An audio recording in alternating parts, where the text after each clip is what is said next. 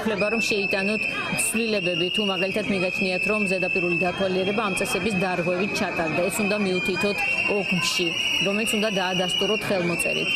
არ მგონია რომ ადგილზე ოქმები დგებოდეს არ არის ადგილზე ბევრი პოლიციელი წარმოდგენილი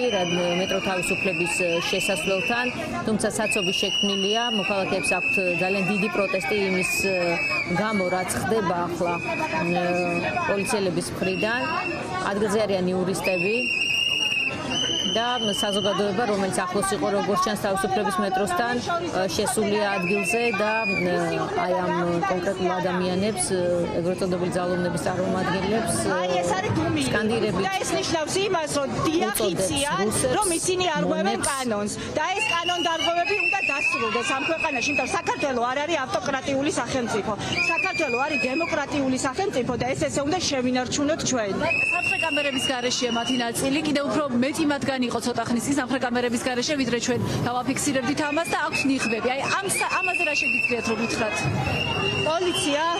უნდა კონდეს სამხრეთ კამერები ეს არის უსაფრთხოების დაცვისთვის საჭირო ასე ვთქვათ ატრიბუტიკა და იმ შემთხვევაში თუ ვინმე დაარღვევს ან სამართალდარღვევას ექნება ადგილი ეს იქნება უტყუარი მტკიცებულება მაგრამ ჩვენ ვხედავთ ნიღბების ამ შემთხვევაში ნიღბები აფერხებს მათ იდენტიფიცირებას და საპატრულო პოლიციის სახეები უნდა იყოს იდენტიფიცირებული გაიარდა განგვიმარტოთ იქნება რა განსხვავება ამ ორ შორის არ გვიმარტავს აი ახლა ვეკითხებით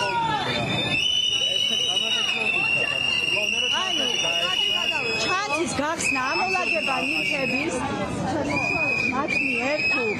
თვითონ ამოგალაგებინებენ ეს არ არის ზედაპირული შემოწმება. ზედაპირული შემოწმება არის აი მაგალითად აი ესე რომ შეამოწმებენ ადამიანს, ხო?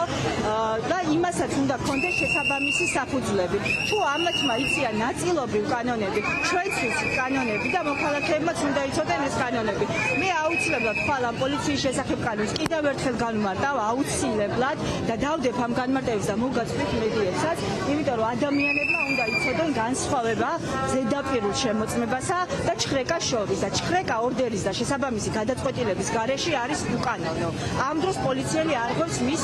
უფლებამოსილებას და ეს უკვე უნდა გამოიძიოს სპეციალური საგამოძიებო სამსახურმა, რომელიც ამ შემთხვევაში არ არსებობს ამ ქვეყანაში, იმიტომ რომ ერთ საქმეს ვერ დაასახელებენ, რომელიც გამოიძიეს და რომელზეც პასუხისმგებლობა დადგა. ასეთ ვითარებაში მოქალაქეს უფლება მოვუსმინეთ ჩვენ იურისტის განმარტებას კიდევ ერთხელ ადგილზე კი ისევ რჩებიან მოქალაქეები, რომლებიც პერიოდულად გამოხატავენ ხოლმე ბრაზ პოლიციის ამ მოქმედების საპასუხოდ, როგორც იურისტმაც განმარტა, პრობლემაა ისიც, რომ პოლიციელები დღეს ნიღბებით არიან ადგილზე